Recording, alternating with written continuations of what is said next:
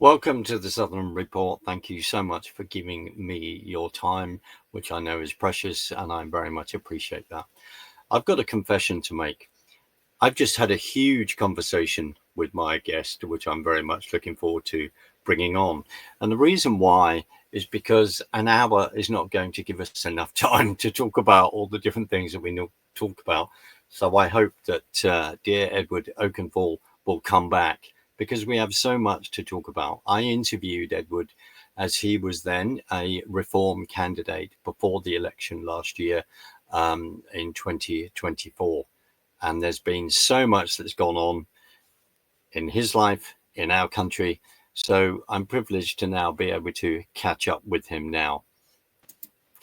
Edward, thank you so much for joining me. And I wanted to make that comment about the fact that we'd had a long conversation before we'd even come on, which I think is a really, really positive thing, because we need to have these conversations and catch up. So, Edward, let's start. So it's from Reform to Advanced. I will get into explaining about Advanced. But there you were, as a Reform candidate running up to the election last year. Could you just go through the amount of effort that you were putting in, etc.? The fact that you had incredible volunteers working on the ground for you to stand as that candidate, and then what happened in regard to that and through that election, Edward. Sorry, that's a bit of a mouthful, but it'd be a great place to start. Thank you.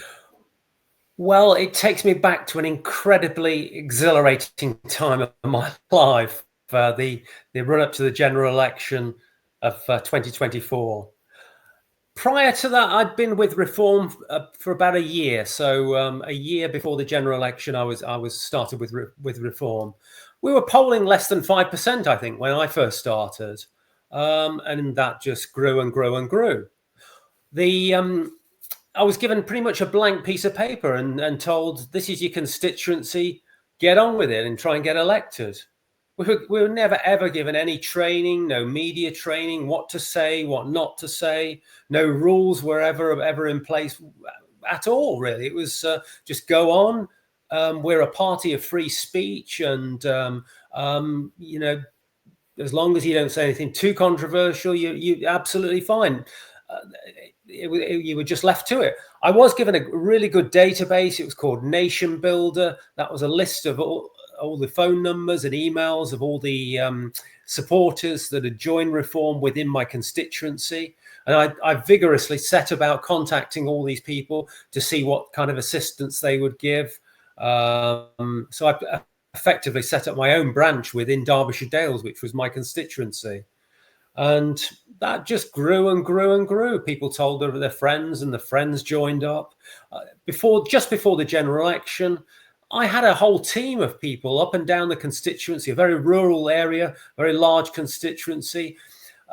People delivering boards, putting boards up at houses, people delivering leaflets, people getting leaflets to other people spreading the message in other ways. A whole team that I'm so grateful for, that I put together just before the general election. I put all my own money into this, the leaflets that we had, the boards that we had. There was no money given whatsoever from Reform head office. Some of the merchandising, the caps and the T-shirts and things like that, again, I paid for out of my own money. There was nothing given for expenses.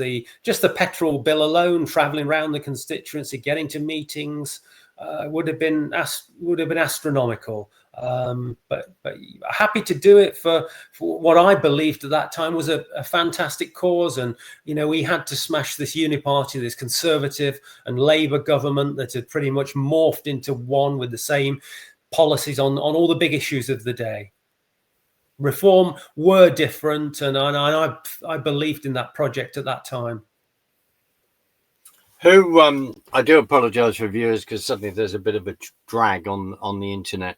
So who was the leader of Reform at that time?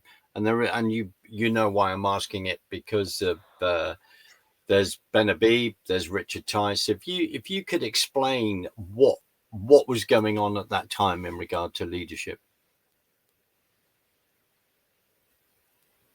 Edward, did you hear me? Yeah, Richard Tice was the leader of the party. Ben Habib was the chairman at the time. I think David Ball was also the co-chairman of the party. Then of course we had Lee Anderson defecting to Reform, so he joined up as well. Anne Widdecombe had a fairly senior role. Other people, Gawain Towler, who was the press secretary, was another important part of Reform. This was all before Nigel Farage stepped into the ring and for some reason just came out of nowhere and suddenly became the leader of the party. Nobody voted on it. He just all of a sudden overnight became the leader. Right. And this history is then important. So you were then running up to the election. What happened in regard? Your name was then on the ballot box, on the ballot paper, sorry, where people could choose to vote for you. But what happened in that gap? Because you were then, I believe, not wanting to put words in your mouth, but then Reform said that you were no longer their candidate, even though your name was on the ballot paper. Yeah, it all happened on a Friday evening. The general election was going to be the following Thursday. Nigel Farage was on Question Time, on primetime BBC, large audience, and the audience within the studio, incredibly anti-Farage and anti-Reform, probably a hand-picked audience of lefties to try and throw him off. He was under so much pressure. It was incredible. Being questions, nobody was supporting him, nobody was clapping for him at all within the audience. Then, of course, Fiona Bruce mentioned my name along with some other people that had made some comments on Twitter, and Farage just took them as gospel and there and then said that these candidates were going to be deselected, and that was it. He just took the decision there and then on primetime BBC without going away and researching these comments, didn't look at them at all. Reform knew about these comments in March of that year. The Mail on Sunday tried to do a hit job on many Reform candidates, of which I was one, and Reform just battered them off and said it's a free country. People are able to make these comments, and they're not illegal. So we have free speech within Reform, and that was fine. But like I say, 5 days before the general election, Farage sacked me effectively live on television. But your name was on the ballot paper. So from there, yeah. He, as you've said, he accepted what was said without doing investigation, and as you clarified, that these comments were very clear from March, and then in a bear pit where everyone is then having a go at him. Just for the record, in 2000 again that just epitomizes the man and the lack of leadership. Sorry, there's something. No, don't worry. Don't worry. I would just like to say that just epitomizes the leadership or the lack of leadership qualities within Farage. He's willing to throw people under the bus just like that when he's under pressure. That's not what a leader does. A leader goes away and researches these comments and looks at them, and you don't throw good people away like that. I'm one of literally hundreds of other people up and down the country that have been thrown out of Reform on very, very minor issues. Good people, good thinkers. We need to push the boundaries on a lot of these things and talk about a lot of the issues, the great issues of the day. If we push them under the carpet, they're not going to be heard, they're not going to be spoken about, so we're never going to solve them, and the problem just keeps festering. I hear you. I hear you. And of course, as we are sitting down in August 2025, you're reflecting, as I am, as you've said, the amount of people that have been then either deselected, thrown under the bus, etc., and then cleared out, I think is a term to then use. I would say purged out. Right. These people have been purged out of the party, and all the great. I mean, I'm not a great business person, but a lot of good people, good thinkers, in people that have achieved things within their business life, their personal life. These are the kind of people that have been thrown out and replaced with just yes men and yes women, people that are just hardly achieved anything. They've perhaps got no presence on social media because they've got they can't express themselves, and they've never got into any debates on anything because they're too shy or too timid. This is, you scratch the surface behind the facade that is reform, and there is very, very little talent there whatsoever. Well, I think the reason why we met, this isn't a plug for me, I just wish to say this publicly, is that I then had started sending emails out to reform candidates because I genuinely wanted to offer them a free service, of a way of them being able to speak, talk about who they are, why they were a member of reform, what they wanted to see happening in the country, and see things turned around. Because that snap election had then suddenly been called on the 4th of July last year by Rishi Sunak, to many people's surprise. And that's why, and that's how you and I met. And I will say this, that in meeting just those 30 people, I met some incredible people, incredible talented people from all different walks of life and different backgrounds. And I think that's what you've just said, where we talk about the uni party. In many ways, we've been looking at American politics. I know I have for a number of years, and we look at that uni party there, maybe forgetting what was going on in our own country. And after the Brexit vote, we then realized that we did have this uni party. We'd suspected, but now it was real. So that's how you and I met. And I'm just affirming that, of saying, meeting some incredible people that knew some of the comments underline. I mean, even the comment under the interview I did with you, which was affirming people because they knew their constituency, they knew the area, etc. And that is what people could then relate to. I also remember the conversations about how the candidates, a number of them were having conversations with farmers in their areas, the concern over, putting solar panels over all these fields, etc., etc. All these policies that have been brought in under the Conservatives, inverted commas, let's just say that, or they're the Tories, sorry, they're the establishment. They wouldn't know how to conserve anything. So I just wanted to say that, sorry. But when was the last Conservative policy?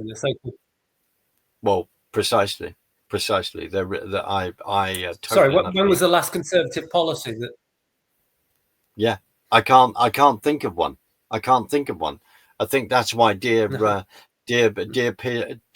Hitchens has been talking about going, when was the last Conservative government? When was the last Conservative member of Parliament? He's been talking about that for many years.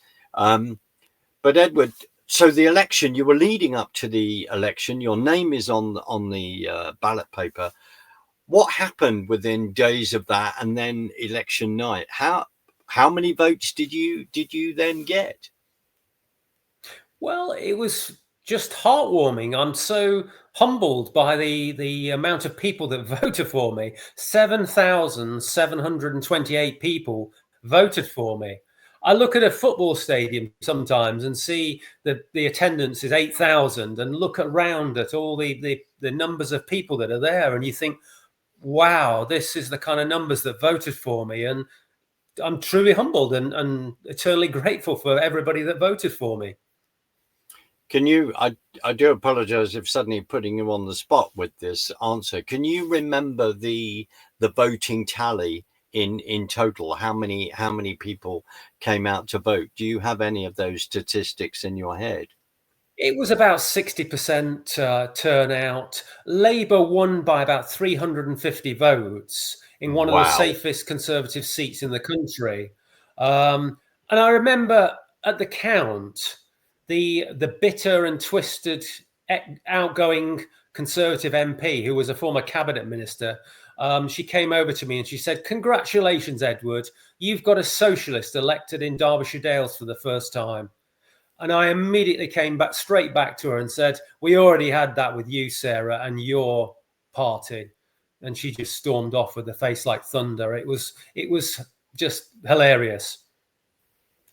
How long had she? That 14 years of Conservative government was an extension of Tony Blair's New Labour and socialist policies. We ended up with the highest taxes since the Second World War, a massive bloated, over regulating government. We had socialist in all but name in the Conservative Party. How long had that particular member of parliament been in? Had she been in that constituency for 14 years, Edward? Had she been the? She hadn't. No, she'd been just that 5-year term. I think she might have been there. Right. So she obviously had not taken paid any attention to the headwind on what was changing, and to this is the arrogance. I think it is arrogance. These people just think they're entitled to be voted back into Parliament again just because they're part of the Conservative Party that's been around for 200 years. I think she took it for granted. A little upstart like Reform came along and took a lot of Conservative votes off her, which and people were so fed up with Labour that with the Conservatives, that they thought Labour couldn't be any worse. And by default, Labour managed to win in my constituency and form a government in the country. How is I'll just ask this question before we move on. How is the Labour member of Parliament doing in your constituency, in your view? Lovely guy on a one-to-one. I got on really well with John Whitby. We had several hustings, and when the cameras were off, and he's a nice enough chap, really. But I think completely out of his depth as a member of Parliament. I think he holds the record of the least amount of speeches made in Parliament. I think he just turns up. He's a nodding donkey. The party tell him what to vote for, and he just votes for it. I don't think he's got any original ideas of his own. I think he's just there for the ride, really. And he got lucky by being elected, and he's just ran with it. Without casting too many dispersions on other members of Parliament in regard to Labour, do you think there are a number of people that would fall in the same camp, without putting words in your mouth?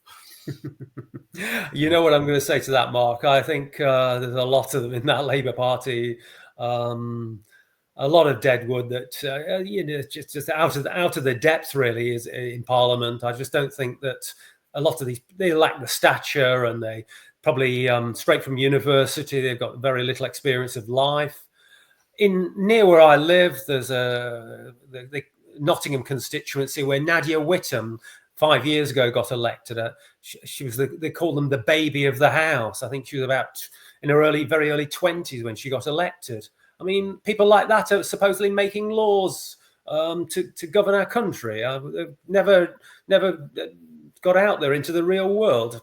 I mean, I despair for politics sometimes. I agree with you, because we look back and we may not agree with their politics, but we look back on certain people that have been involved in our politics and we think, well, at least you've been down a coal mine working, right? At least you have done this. At least you have run a business. So that at least you've then decided to go later in life into politics with all this experience. Do you think we can ever get back to that, Edward? Do you think we can get back to that? Wow, deep question. I'm an optimist, and I think we can. I think things are changing. There's a silent majority within this country that I think is wakening up by the day. We're seeing it with all these demonstrations outside these illegal immigrant hotels up and down the country, which are being replicated now. The industry, the online media now, you can get your message across without going on the BBC or being part of some media newspaper group allegiance to, and this sort of thing. Look at some of those YouTube stars that have got hundreds of thousands, if not millions of subscribers. I think I'm optimistic that people are waking up to how badly we've been governed for not just the last 14 years, 15 years with this Labour government. The last 50 years, I think, has just been a drip of supranational bodies taking away power from this country. The WHO, the United Nations, the European Court, all sorts of. Then there's been the devolving of power to all these quangos, so that politicians can say that it's not my fault that these quangos have made these decisions and these rules.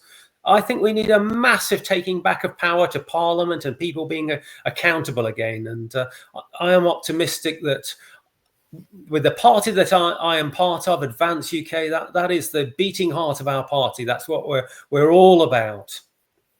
So let's get to Advance then, because if we take, there you were, Reform, you were then deselected, but your name is on the ballot. And the reason why I have said keep emphasizing your name is on the ballot, having known about this through another contact in the Brexit, through someone who stood for the Brexit party and then kicked out, but their name is on the ballot. This is, and I was saying this to people, make sure, as a dear friend of mine was constantly saying to me, that any advice, make sure that they are, their name is going on the ballot. They have got to learn the levers of power in regard to how you vote, and make sure that your name is there, no matter what goes on behind. If suddenly, as you've said, someone's pressurizing Farage, and then you go, well, I'll just deselect all these people all at once. It's then educating people to then know the game and what goes on. Edward, so give us a review of what has happened leading up to you then becoming part of Advance. What has gone on? Who are some of the players that say Reform is then? Rupert Lowe is no longer part of Reform, for argument's sake. What happened? Your comments, if any, with dear Ben Habib as well. What's happened, and then why have you then ended up at Advance?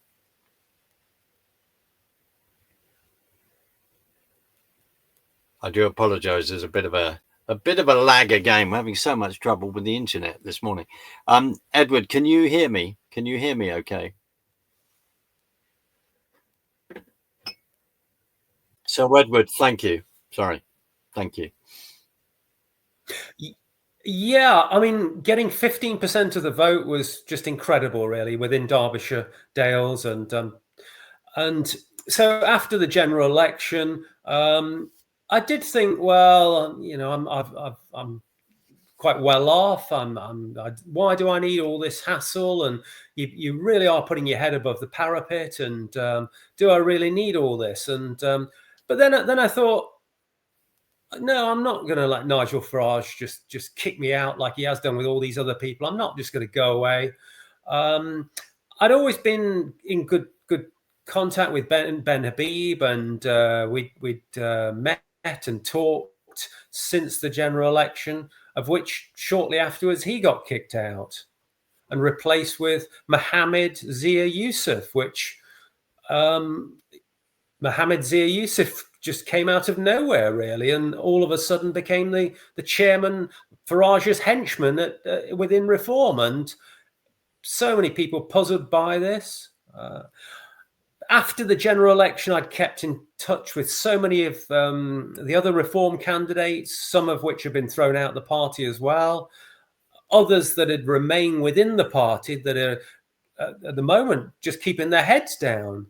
There's been a new set of branch rules issued to Reform branches, which truly draconian. They've got no authority whatsoever. The regional manager pretty much rules their individual branches and tells them what to do. They've their WhatsApp groups where they discuss anything to do with reform policy has to be approved, and reform headquarters will monitor that WhatsApp group.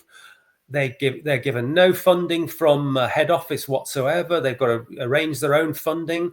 Any people that speak within these branch meetings have to be authorized by the regional manager. And all the regional managers, of course, are controlled by Mohammed Zia Yusuf. So it's just a massive power grab by reform. And that's where they are at the moment. People are scared. People are probably, a lot of people are looking to resign, and they're so upset with how the party just seems to get watered down every week, every announcement that comes to play. 7 weeks ago, Ben Habib has formally launched Advance UK, which will be a political party in time. We're looking for 30,000 members, of which we're well on the way. Within 7 weeks, we're well on the way to gaining 30,000 members. There are other parties that have been around for quite a while: the Brexit Party, the Heritage Party. They've just got a few thousand members. I think we're bigger than Plaid Cymru now, which is a major party in Wales. But nationwide, and 30,000 is the magic number that Reform had just before the general election. So it took Reform years to get to that number. We're pretty much blasting it within 7, 8, 9, 10 weeks that we'll be there. And Advance UK is all about free speech.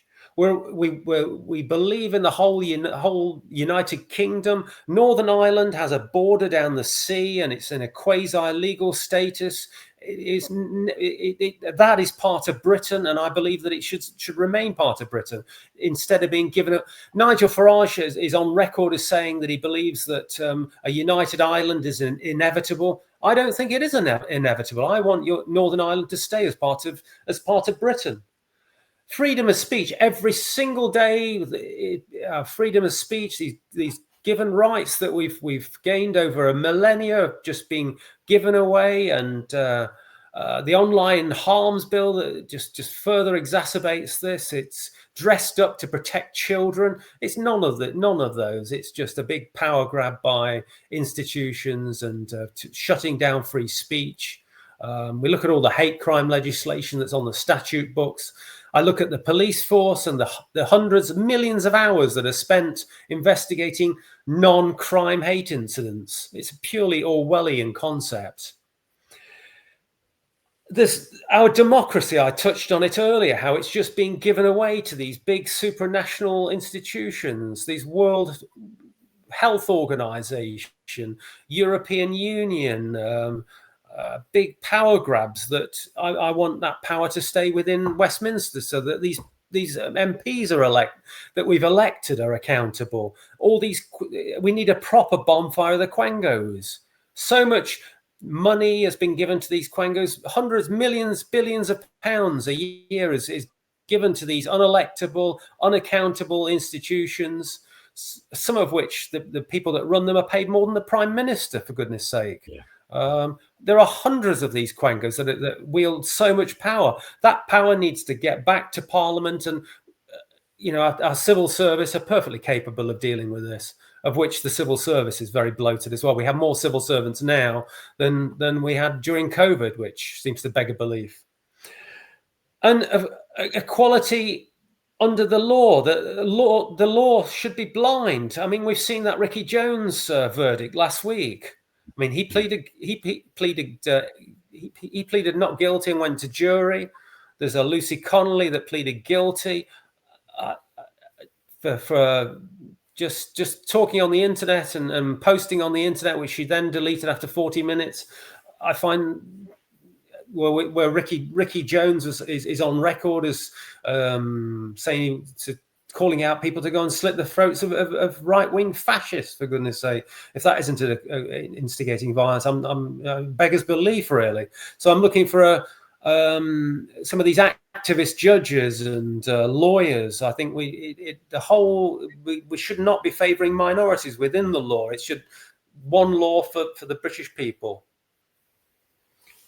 Sorry, I've rambled Edward, on a bit there, but just just a short. I was going to say, because how have we got here? Because if we've had 14 years of Tory rule, and I'm not calling them Conservatives, we'd say Tory rule, because it's always an interesting discussion between the establishment and true Conservatives. But the Tory rule, why did they not do the bonfire of the vanities and get rid of all of this stuff? Why did they not burn it? Why did they not, using that important word, purge? Why did they not do that, in your opinion, Edward? Do you remember David Cameron talking about in the several elections cycles ago, talking about a bonfire of the quangos? Yet they've proliferated and increased since then. Bureaucracy just on steroids. So because really, they're all in it together. This is Labour, Conservative. It's very much a uni-party as far as I see. On all the big issues of the day, stopping the boats, mass migration, crime and justice, the economy, they're all singing from the same hymn sheet. And the same with reform now. They're gravitating towards this uni-party with several of their announcements. The two-child benefit cap, of which Farage says he's in favour of scrapping. So that's going to cost billions more for the state to pay out for people that perhaps the only people that can have large families are the very poor or the very rich. Most people going out to work can't afford to have larger families. So the crazy policies like that. The prisons minister that announced the other day talking about in certain circumstances, men should be allowed into women's prisons. Men that identify as women allowed in women's prisons. When there was even a Supreme Court judgment that said that biological men can never be women. So, what a reform doing! I just think Sarah Poachin, I saw in an interview the other day talking about digital IDs wanting to be introduced. No, the whole original reform is completely changed, and the new party is the party that reform should have been, and has completely changed. What are your thoughts on what happened to dear Rupert Lowe, which many of us have a lot of respect for, and is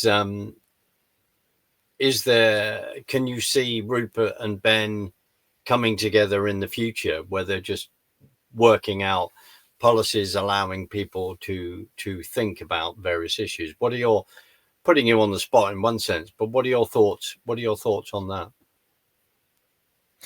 Advance UK was set up for Rupert to be the leader of the party, and then I think just before the launch, Rupert decided, no, I'm not going to. That's not the way for me. Which he's his own man; he can do what he wants. And Rupert has set up a movement called Restore Britain, which is cross-party. Certain Conservatives have joined it. Lots of patriots have joined it, and lots of very good people. David Starkey, a great speaker and orator, has joined it. So it could be a great pincer movement in those terms. Come a general election, a pressure group like Restore Britain is all very well and good, but in a general election, you're voting for a party, and I think it'll be too tempting for Rupert Lowe to not join up with Advance UK and bring all his supporters with him, and could be a great pincer movement. There is speculation that Rupert is talking to the Conservatives. I know Robert Jenrick has been cozying up to him. Robert Jenrick is probably the heir apparent to the atrocious Kemi Badenoch that is losing Conservative support day by day. So maybe Rupert might be tempted to go and join the Conservative Party and become part of part of that party. Personally, I can't see it. I think the Conservative Party, half their MPs should be in the Lib Dems or maybe the Green Party. There's Anna Soubry. I mean, how the hell did she ever get to become a Conservative member of Parliament? Maybe Monster Raving Looney for her. So yeah, that's how I see. Sorry, playing out. No, it's just how I see things being played out. Right. But it's interesting because you're talking about history. We then go back, we remember Anna Soubry's comments on us with Brexit referendum, voting to leave, and we remember that. We remember others, the comments before the actual referendum, where we'd have the Conservatives, the Labour, the Welsh Nats, the Scots Nats, the Greens, every single party within Parliament turning around and saying, we really don't think it's a good idea that we should be leaving the European Union. I remember thinking at the time, am I living in a communist state? Because these people are not representing the opinions of this country. So you talk about that pincer movement. We look at what they've actually done with our present Prime Minister doing whatever he can for us to then sign up, get us back into the sphere of the European Union.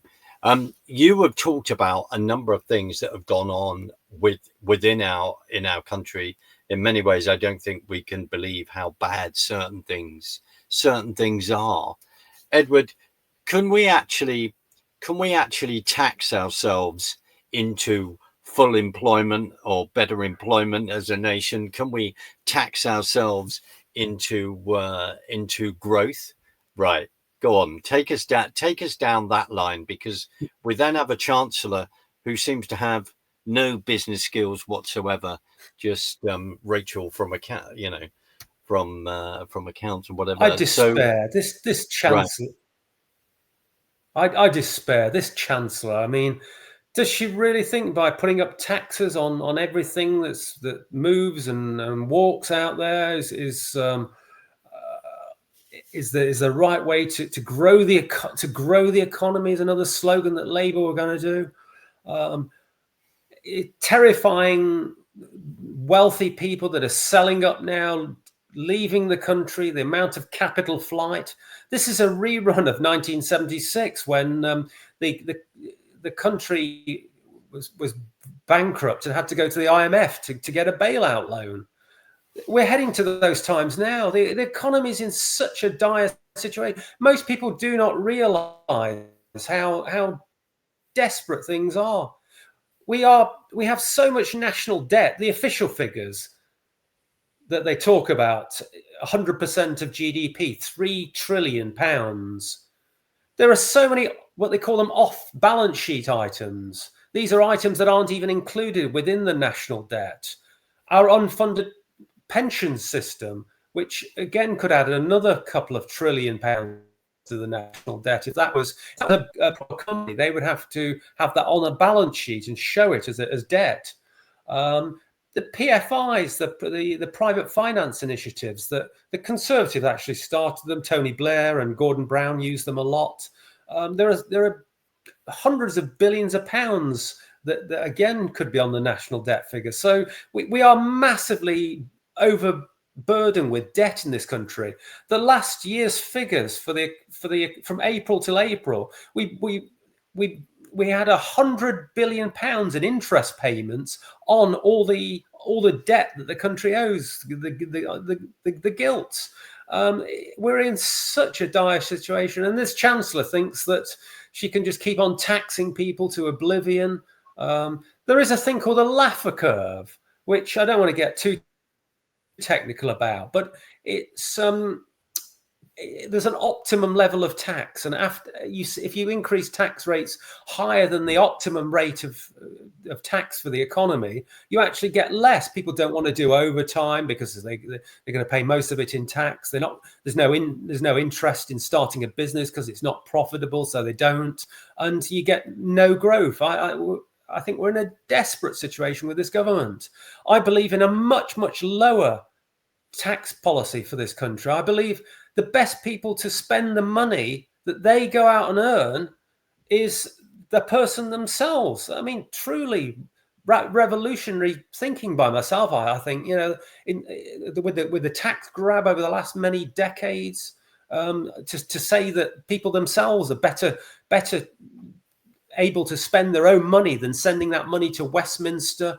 Parliament then decides, or the Prime Minister then decides to waste it on whatever scheme that he thinks fit.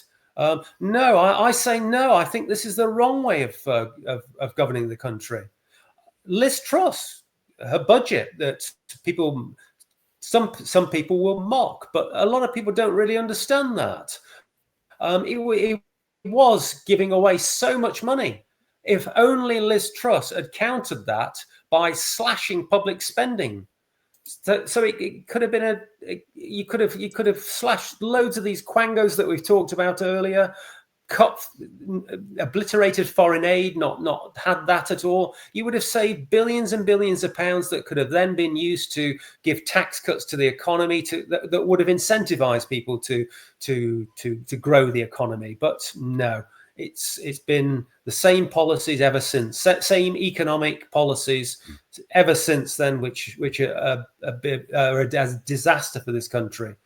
Gross domestic product, which is a measure of everything that's made and produced within society, is just anemic. Since 2008, the economy has hardly even grown. When you actually divide that by the amount of people in this country, so you get a per capita figure, we're actually negative since 2008. We're all getting poorer within this country. In 2008, we were on a par with America as GDP per capita figures. Yeah. Now, Mississippi, the poorest state in America, is actually GDP per capita rise. People are richer in the poorest state in America now than they are in Britain. That's how disastrous this last many decades have been with our poor economic policy. We've seen people think that rich countries, we're too big to fail, and it can't. Argentina, after the Second World War, was one of the richest countries in the world. It supplied masses of beef to the rest of the world, had a massive product. But then, after decades of awful governance, became the basket case that it was. It was in a terrible situation. Javier Milei is now the prime minister of that country, and he slashed government spending, cut loads of these government departments, reduced taxes, and as if by magic, the economy is now growing. He's got lots of outside investors looking to invest in Argentina. Yet we keep going with the same failed socialist policies that are going to make us go to the IMF and look for a bailout. Why do you think they constantly? Well, they've suddenly stopped. Why were they constantly, the Labour government under Starmer, why are they constantly bringing up Liz Truss? Why were they constantly bringing up this 22 billion back hole that they've actually increased? What do you say about that? Is that a propaganda tool? What are your thoughts on that? I think they've dumbed down the education system. I think people's analytical skills are not rewarded within the education system for a whole generation. I think both schools, universities, they talk about diversity of opinion, which is diversity is the great buzzword of the moment, but there's no diversity of opinion within our university, or it has to be the left-wing socialist way or nothing. And almost that's what's happened now. The Liz Truss and the £20 billion black hole, these are little sound bites. The Labour Party are just playing politics with it. It hits the 6 o'clock news, so subliminally it enters people's heads, and you keep telling a lie for enough times, and people start believing it. And people I think a lot of people lack the analytical skills to even look behind these messages that are being put out, and it's that cynical matter that is going on there. Because as you were referring to the debt of this country, and we look back at a certain era where we then had lockdown. I won't use the C word because sometimes YouTube doesn't like that. But the fact that we had lockdown, which caused utter mayhem within this country, to say the least, which is a little understatement, and the economic disaster that then brought about,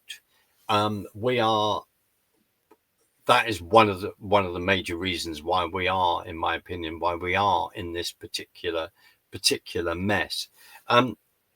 Edward, do you think we can actually address the debt? Do you think we can actually? And just to rewind there, to throwing so much money at the economy and borrowed money at that. Rishi Sunak was the worst Chancellor of the Exchequer I've ever known, really. I think he was a disaster. There's a finite amount of goods and services out there, and adding trillions to the money supply that he did and borrowing it all, it was bound to create inflation.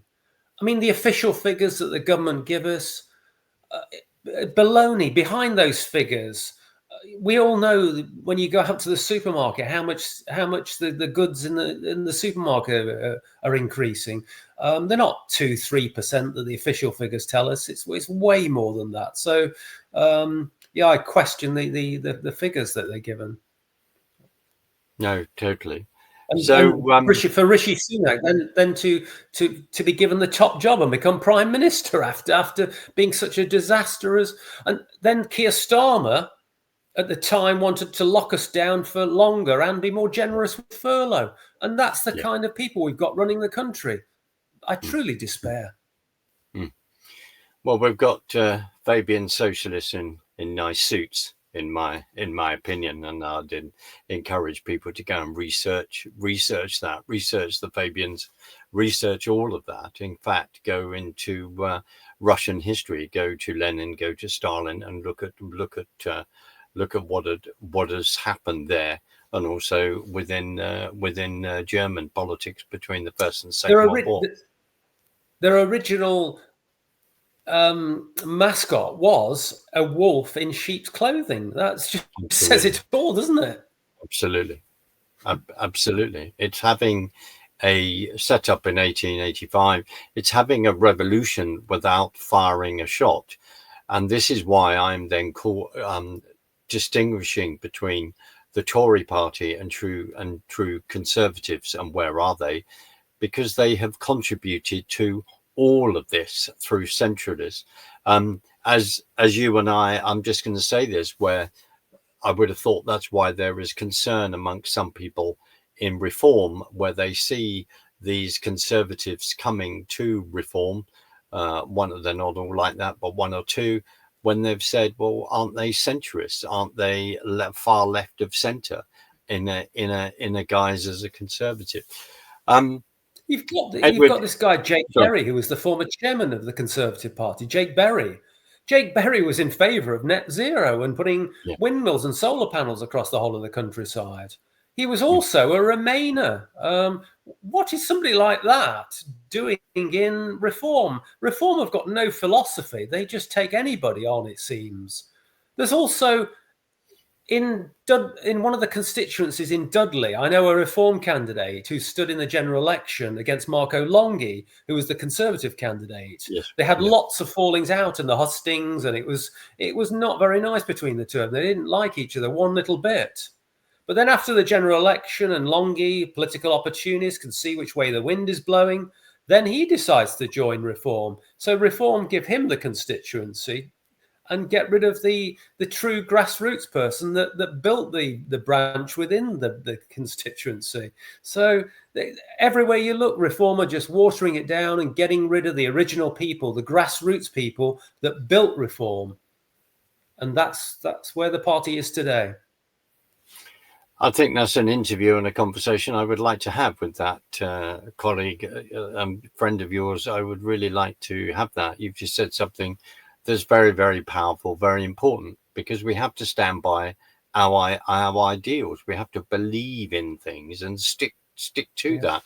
And Edward, how I think I'm maybe too harsh on Reform. I have a lot of friends, and there are some very good people still within Reform, but a lot of them are just keeping their heads down and being very quiet about things.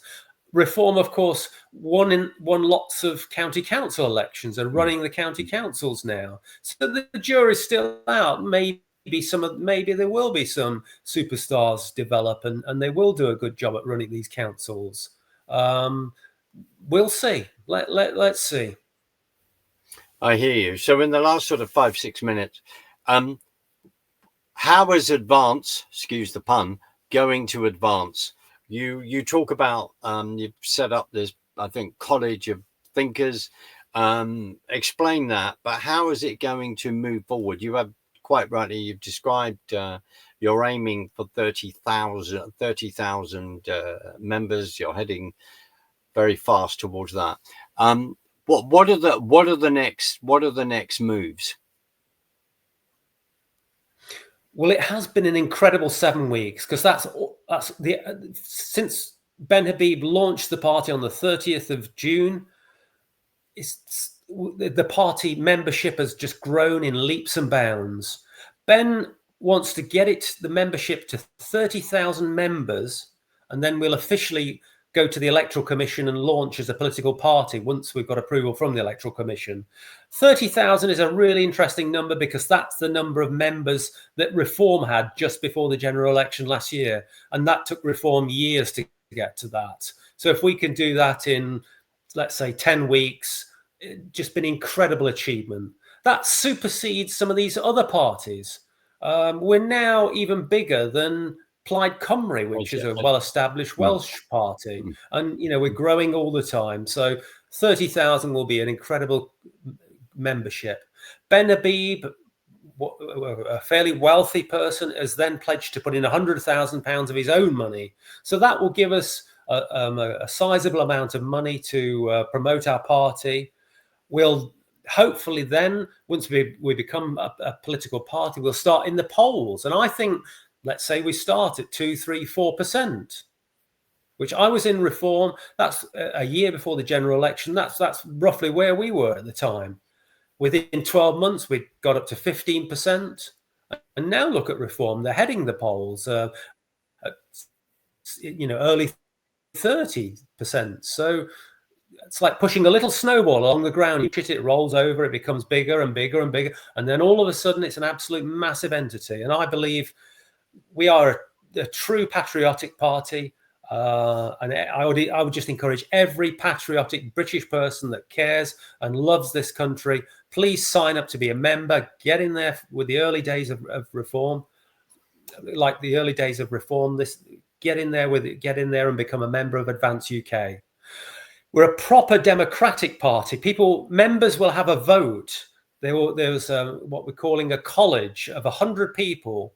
Influential business people that are lecturers, that have written, that have specialist subjects, economists. There's going to be a whole range of talent within this 100 people that will be on this college, and members will get the chance to vote for these people, who they think is the best person to represent them on the college.